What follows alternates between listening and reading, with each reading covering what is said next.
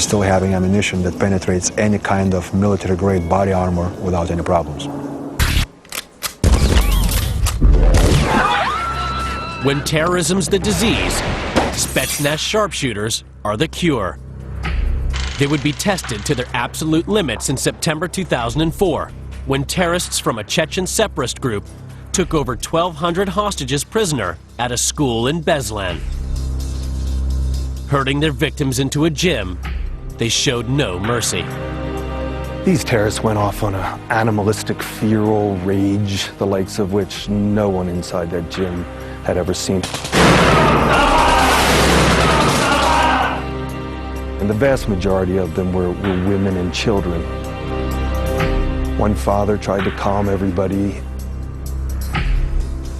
and they walked up and blew his brains out with an AK-47. They told the hostages, "Let this be a lesson to you. No one's going to save you."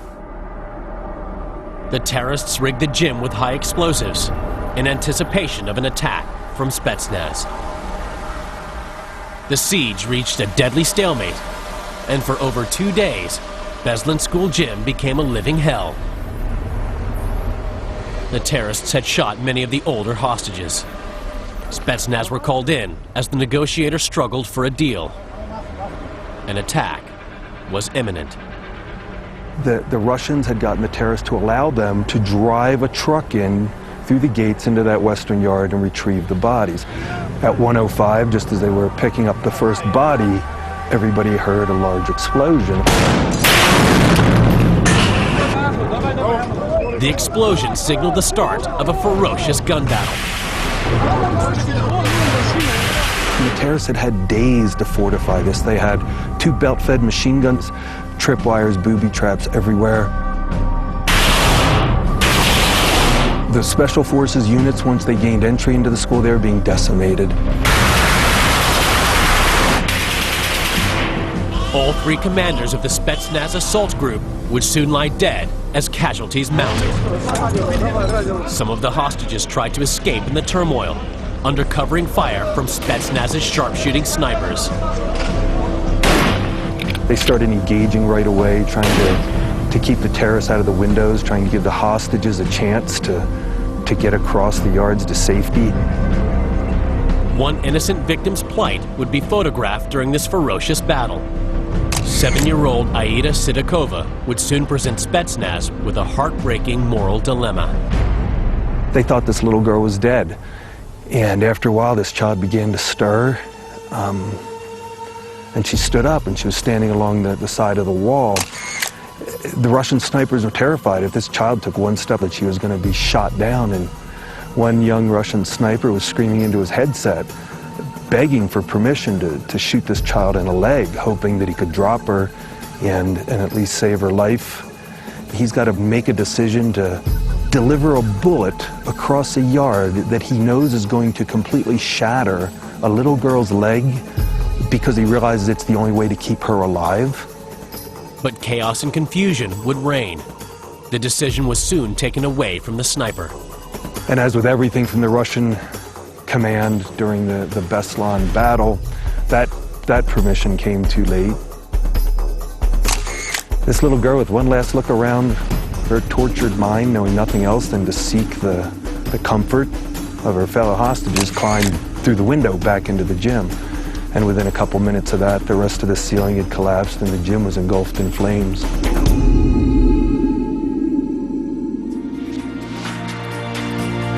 Miraculously, Aida would survive the fire, and over 850 civilians would escape with their lives.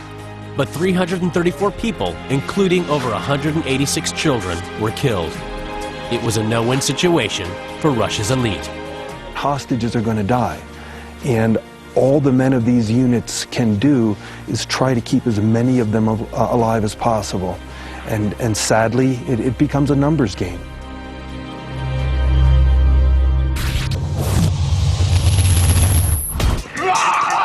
Russia Spetsnaz, hard as steel, honed for the kill. Their most deadly weapon in an arsenal designed to eradicate the enemy? The Spetsnaz warrior himself. They are men of steel, forged from the most brutal training program in the world. They go through a brutal selection process that would never be tolerated in the United States. It would be seen as too grossly inhuman. They lose so many of their own in training because they are pushed to such extreme levels.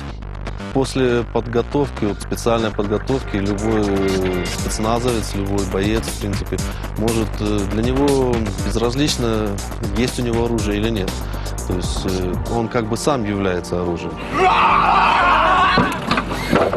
At the core of all training was physical exercise and immersion into a world of pain. They can take more punishment and more pain than you can possibly dish out.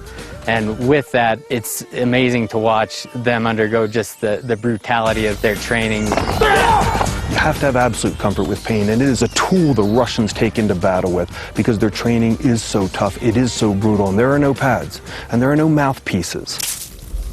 Each Spetsnaz trainee is taken to hell and back using techniques designed to break a man down and prepare him mentally for the horrors of war. A lot of people say, you know, in combat, under stress, I'm going to rise up to the occasion. You never do. You fall down to the lowest level of your training. And if you haven't been pushed to the level where you hit the bottom in training, it's overwhelming panic.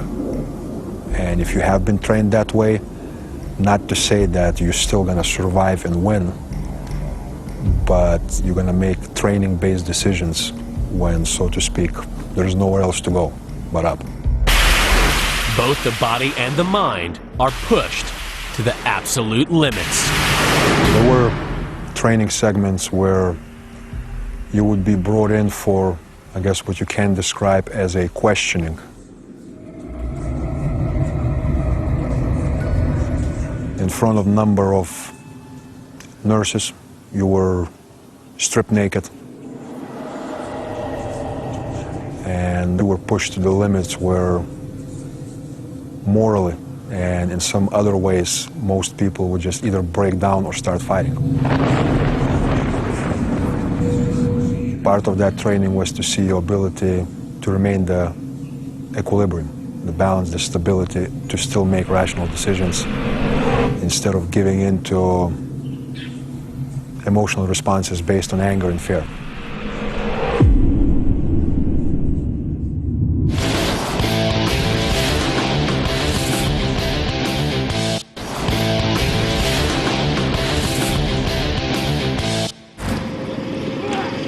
The cornerstone of all Spetsnaz training has been a baptism into the brutality of close quarters combat. One weapon that Spetsnaz really dig is their Sapurka shovel. Что можно ей делать? Только копать, да. Но с другой стороны, здесь очень много функций у этой лопаты.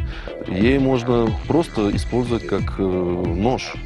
Ее можно использовать как метательное оружие.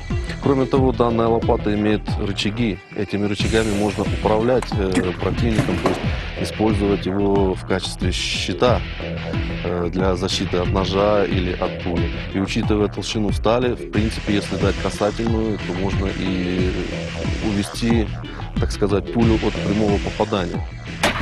The shovel, compared to a knife, has much greater weight to it. Makes it a much more effective throwing weapon. It's going to do damage wherever it hits, and ideally it'll hit a vital area of the body. So certainly you can see from the shovels in the wood here, and this is very hard wood, the depth at which these have gone into that. So that's clearly something that would cut the flesh easily. It would cut through bone, break bones, destroy whatever it's going to hit. Even if this deadly tool is taken off a Spetsnaz warrior, hand-to-hand combat with his enemy is still within this warrior's comfort zone. They realize that hand-to-hand combat is brutal, and it is ugly, and it is fast. And you've got to be able to bring to bear the best of the brutal and ugly techniques and skills that you have, or you're going to die. At the heart of Russian hand-to-hand combat are three main fighting systems. First up, Rukopashny Boy. Designed to destroy a man in combat, it is about hard, aggressive strikes and blows, where the fighter stays mostly on his feet.